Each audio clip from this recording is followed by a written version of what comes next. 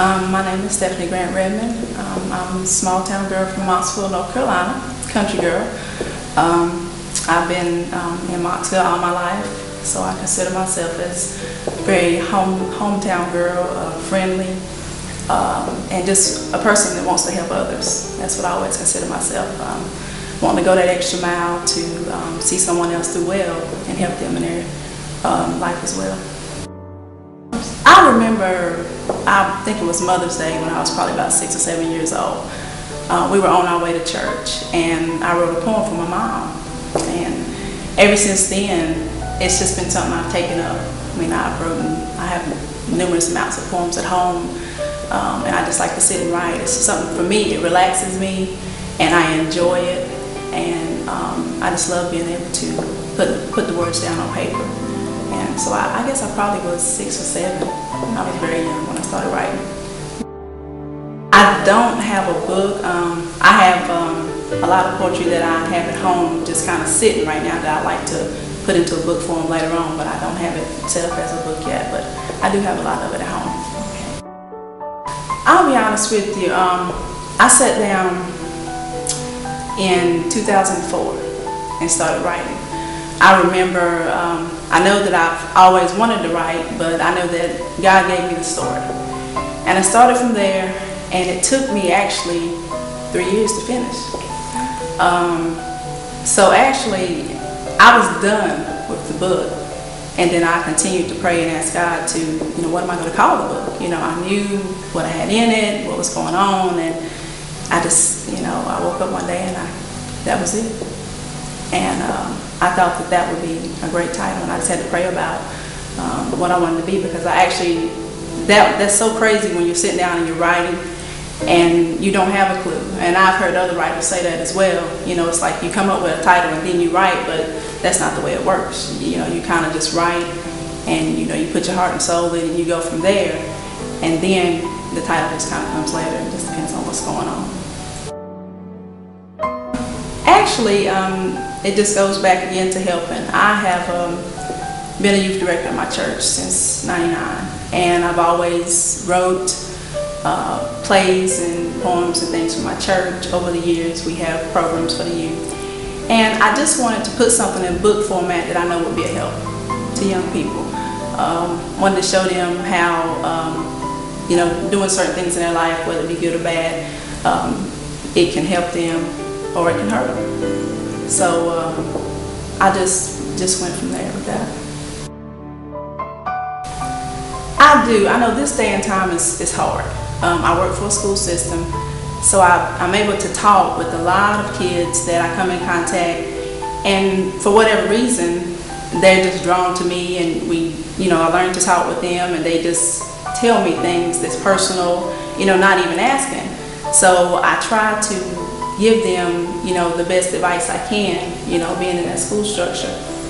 But as far as Sarah in the book, I feel like anytime you have God in your life, I feel like that's number one. I think that if you have people in your life that are there to help you, influence you, and tell you those things, that you can, stay on the right path. And I know at times all teenagers are going to want to follow the crowd.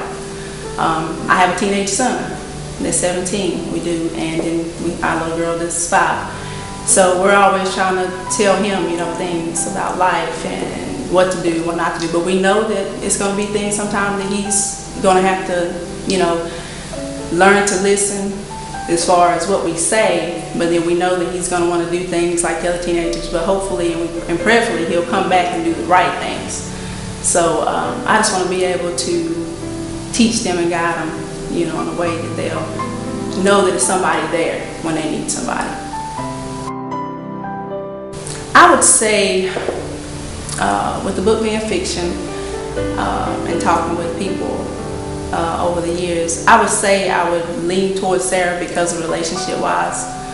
I think we all go through things coming up as teenagers, and we get in bad relationships, and I would think her in that aspect as far as relationship-wise. I put that in there to show that how it's so easy whenever you take somebody like Sarah and somebody like Alicia that's been friends, and then you take Sarah who's in the backside, doing her thing, trying to keep it to herself, not wanting her parents to find out, not wanting people to find out, but still in this life of I'm making all this money, I'm having fun, and I can do this and get by with it. And then having that friend there, it's always somebody in your life that you usually grow up with that you're pretty close to. And I felt like from a friend standpoint that she let her down. And you have to realize when that person, when they need you, just like when she came to her and she's like, we never talk, we never this and we never that. And she's like, well, I got to go. That was her thing, running away from when she should have been, there for her friend, and that could have been a turning point to say, well, I need to sit myself down and talk to her. This is my friend. I've grown up with her and she needs me. Yes. But it didn't happen that way. I knew that I wanted to do a play, and I also know that I would love to make a movie out of it. That's my next goal that I'm hoping to do. I feel like it's so hard for everybody to sit down and read. I mean, it's like my mom, she's not a reader, but she sat down and she read it, and she said I couldn't put it down, So I want to make it easier for folks that don't like to read. I know everybody don't pick up a book and say I'm gonna read this, when I've talked to certain kids, like, well, I don't read, but there's been several that's about it and said that, I've enjoyed it and I've learned something from it. And if I can hear them tell me that, then I feel like I've done well at it. But I hope to be able to do that so that they can see it on the screen and be able to tell from that view too. Actually, just being there. I mean, Michael's been a great supporter. I love him to death.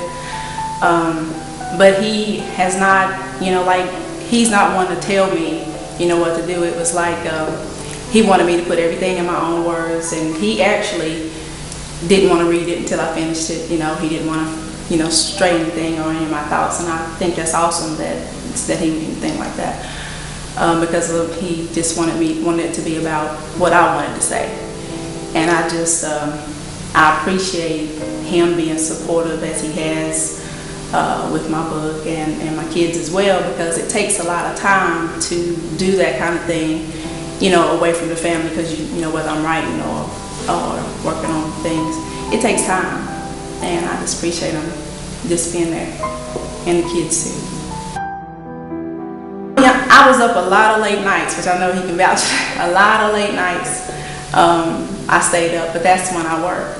I mean, it might be 1, 2, 3 o'clock, and I'm up writing, and that's honestly how I got it done, with working and everything. But that's the time for me. I love to sit, it's like then I can get my thoughts together and just write a lot then.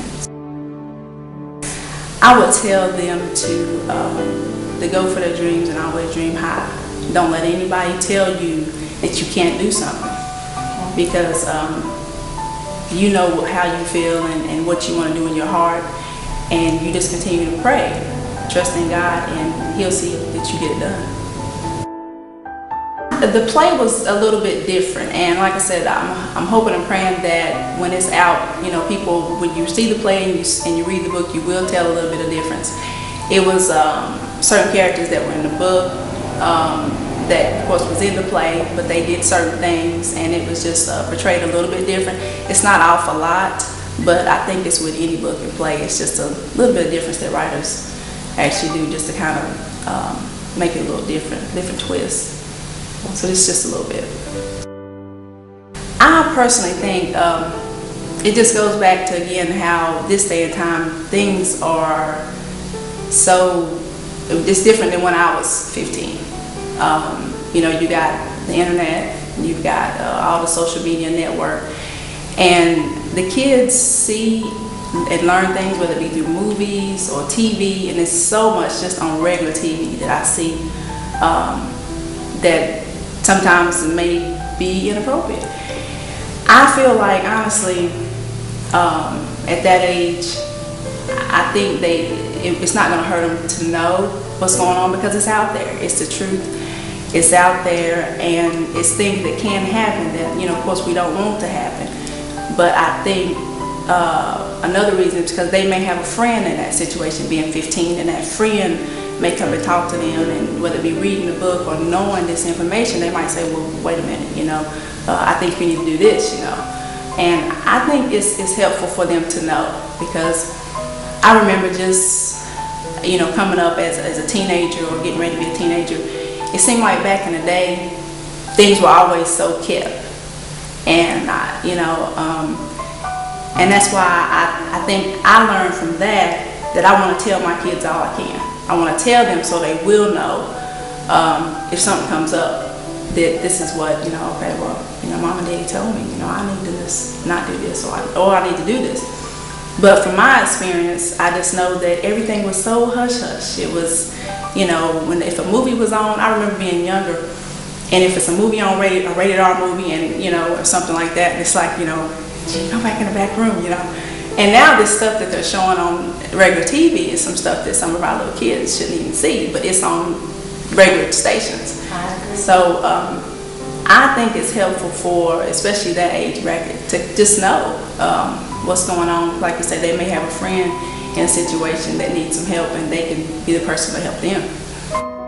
What I'm actually trying to work on is something that I just started.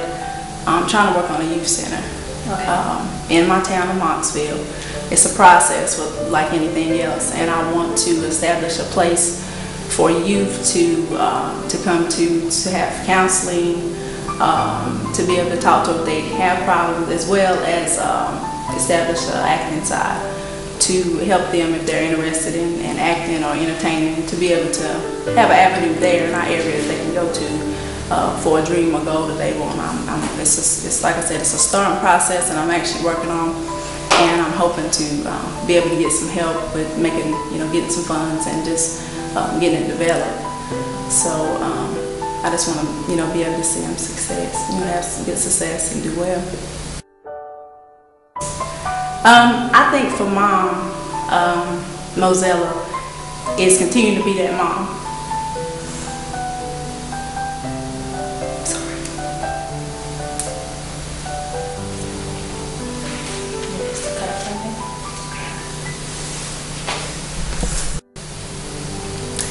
I would tell them, first of all, to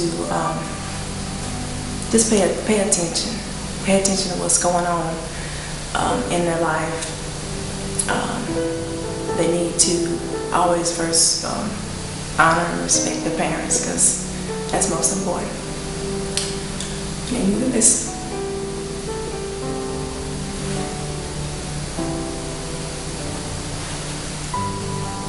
Because they don't know when they will be there.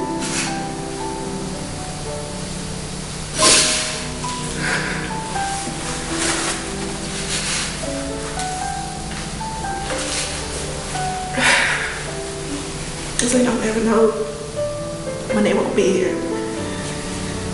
And they need to just listen to what they tell them, because they're telling them things that help them in their life. They want to see them do well. They don't want to see them fail. So they need to be sure to honor them and listen. Jesus is important. Yeah, you can go to my website at Grant-Redmon.com and purchase one of my books. And I have my email address on there. If you want to contact me with any other information as far as about ordering books for churches and youth groups, I usually do discounts for organizations, and as well as I try to update any new information that I have, and when I have more information about the play, it'll be on there as well. I actually started on it, and it's going to be a working process, but I'll get it done, so it'll hopefully in the next year or so I'll have it finished. Okay. Yeah. Always been some water. I miss them though.